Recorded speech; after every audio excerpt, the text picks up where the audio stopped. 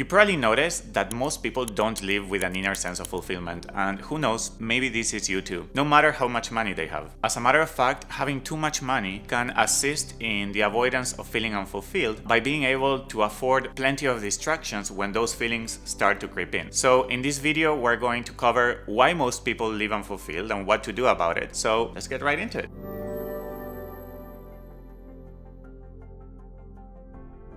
Hi, my name is Ivan and I've been a facilitator of ceremony for over 10 years, which means that I had the chance to get to know really closely the deepest sides of thousands and thousands of people. I also had the chance to dive deep into my own subconscious and to get to know my own deepest sides as well. When I found out why I was living unfulfilled, despite having a pretty comfortable life with plenty of free time and following my passion, and all of the things that most people would consider are the recipe for a really good life or a really fulfilling life. So when I found that out, I realized also that the vast majority of the people were experiencing something very similar. The content was different, but the reason was the same. Okay, Ivan, just tell me what that is already. Okay, fine. Jeez, man, so impatient. It can be summarized with one word. Drumroll. Purpose.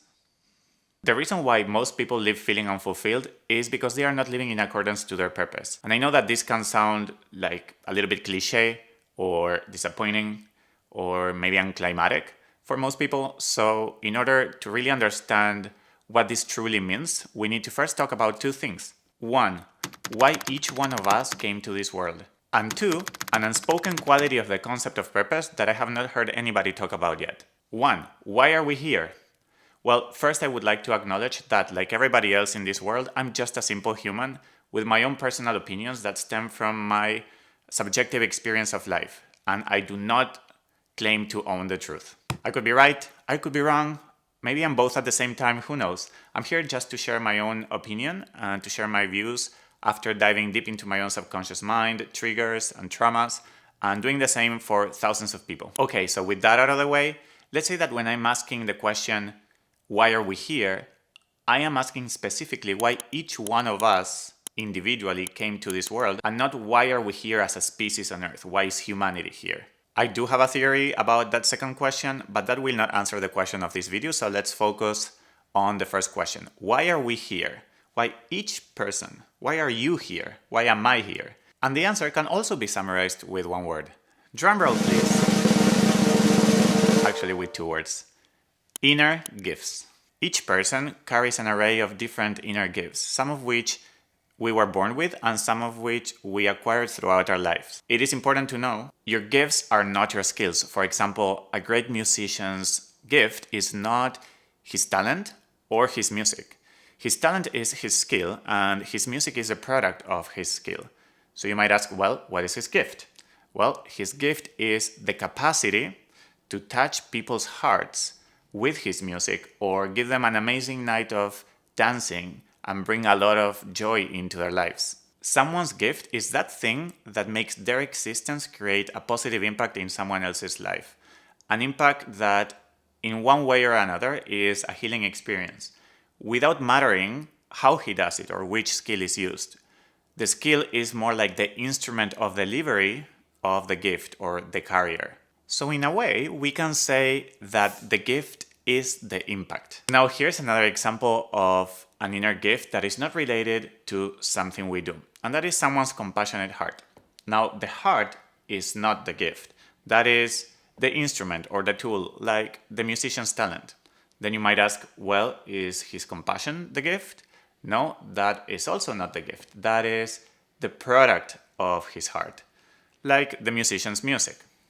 So what's a gift then? Well, the gift, again, is the impact that this person has or his compassion has on someone who, for example, is very deeply ashamed of how they reacted poorly in a situation and says to them, I can see that you acted in this way because no one was there to hold you in your pain, and that must have been so hard to react in that way and feel so ashamed of yourself. But I want you to know that this is not you. It's just a version of you that shows up when you are in extreme pain, like all of us. the impact of saying that with honest and genuine compassion can help that person remove shame, can help them feel understood and seen, and in turn, release a lot of that pain and make them at the end a more healed person. The gift is a compassionate heart's impact to create a more healed world. Do you see now where to look at when I'm talking about inner gift? We all have these inner gifts, and they are unique to each one of us. You have them as well. And because they are unique to each one of us, this means that no one else has them exactly the way you do, which also means that the world will only benefit from them if you manage to discover them, embodying them fully, and then give them to the world without even trying, because that's actually what embodying means. It means that they become a part of who you normally are, so that when you're just being your normal self, your gifts are actually coming through you to the world. This also means that by you just being yourself, the world gets to experience healing. You become a carrier of healing to the world just by being yourself. But in order to do that, you first need to discover what those gifts are and embody them. So let's ask again, why is each one of us here? And hopefully now the answer will make more sense to you.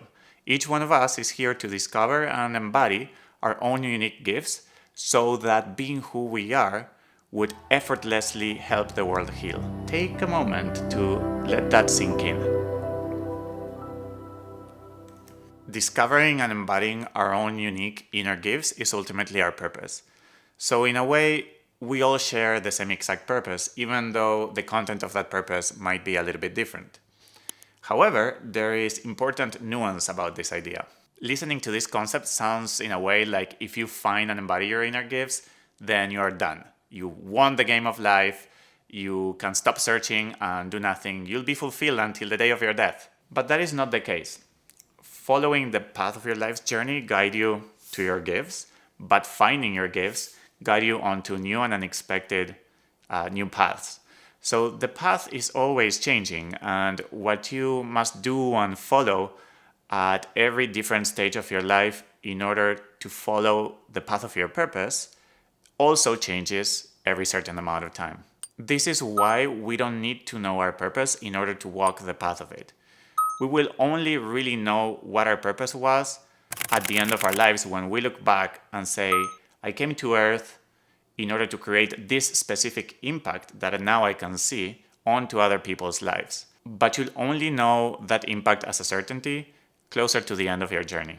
And so if we will find what our purpose was at the end of our lives, then how can we know if we are walking its path or if we got sidetracked or distracted with a different path? And I'm glad you asked. There is a tool that we have that we can use as our compass to know if we're on the right track. And that tool is a sense. It is the sense of waking up excited and almost impatient to get out of bed because you just can't wait to be doing what you'll be doing or creating what you will be creating that day. That is the thing that shows you that even though you don't know what your purpose really is, you are walking the path of it and you did not get sidetracked with a different path. Let me use myself as an example. I don't know what my purpose is.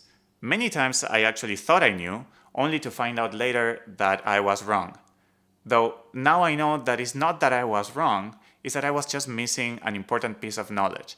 And that is that purpose is more of a path that you follow rather than a destination. Many times I thought, I found my purpose, so all I have to do is just keep walking exactly in this same way, only to sometime later, sometimes years later, find myself that I was feeling unfulfilled again. For example, when I found the path of the medicine, I was completely convinced that serving this medicine was my purpose, to help people heal and wake up and become more aware. And actually that lasted a very, very long time. I would say almost a decade, where I would wake up excited and ready and I would read all about it and I just couldn't wait to get more involved in this path or serve more people or whatever it was. So for a very, very long time, I was walking the path of my purpose. However, eventually that excitement started going away and I started feeling unfulfilled. I started feeling that the thing that was super fulfilling, it wasn't anymore. Was that because I was wrong about my purpose? Well, no. I was walking the path of my purpose, and then that path turned, and what I was being called to do was something else. However, as I mentioned before, I thought once you find your purpose, you just have to keep straight, keep going into that same direction. But when the path turns, if you keep going straight, then you get sidetracked, you get out of the path of your purpose. And I didn't know that. So what I do know today is that I don't know what my purpose is, but I do know how to follow its path. And it's through that sense of excitement and waking up ready to create what you're going to create that day.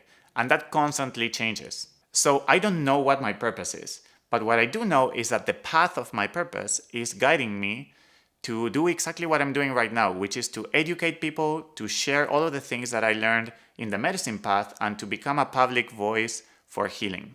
Now, will that change eventually? Yes, very possibly. Today I wake up really excited and I just can't wait to get to work. However, it is very, very possible that in a year, 5 years, or in a decade, at some point, this is not going to feel fulfilling anymore, which means that the path of my purpose is guiding me in a different direction. Before knowing all of this, I unconsciously made my purpose to be economically stable, to have a house, to be happily married. You know, you heard this before, maybe you even felt it yourself, maybe you resonate. And what happened is that I actually got all of those things. And it felt really good, but for a short period of time. But then one day I started waking up bored and unfulfilled and without a true reason to get out of bed. So life, despite having everything that I thought I wanted, became dull. Now, this thing that I shared about myself is actually shared by so many people. A lot of people live in this way. So why is this so common? And that is because we already have an idea of what purpose is, and that idea is wrong. We have been living mostly unconsciously with the idea that the purpose of life is to do whatever it takes to survive, also known as making money in modern times, and to raise kids, and to have a house, and to have a beautiful relationship, and to follow your hobbies and passions, and to have time off and have fun while doing all of that. Now, while all of those things are actually important to have a good life quality, they are still not our purpose. They are like the spices of the main dish, but not the main dish itself. Without the main dish, the spices won't really feed you. What they do is they make the main dish more colorful, more tasteful, more enjoyable. So as long as we keep thinking that the spices are the main dish, as long as we keep this erroneous idea that those things are our purpose, we will continue living unfulfilled. And this becomes very evident with people who have finally achieved to get all of those things and continue to live unfulfilled. But they don't know why.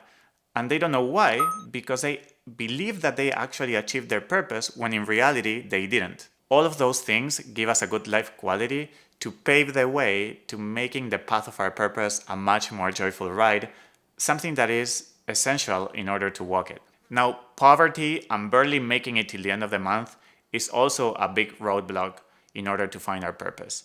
And that is because imagine that you are drowning, the only thing that you can think about is the next breath of oxygen and not the piece of art that you will be creating that afternoon. Now, in the same way, our purpose isn't our priority if we're in survival. So first we need to get out of survival in order to find our purpose and wake up excited. Now, what's important to note here is that a lot of people live in a survival mindset, despite not being in survival. So it is this mindset that needs to heal first to bring a sense of safety so that we can make our purpose our priority. And I believe this to be one of the main reasons, if not the main reason, of why there's so much depression in our society and why people are not that excited to wake up and get out of bed. Think about it in this way. How can you wake up really excited if you are not living with a sense that you are doing what you came here to do? So, what can we do about it? 1. Know or remember that you are a gifted human being, whether you know those gifts or not. 2.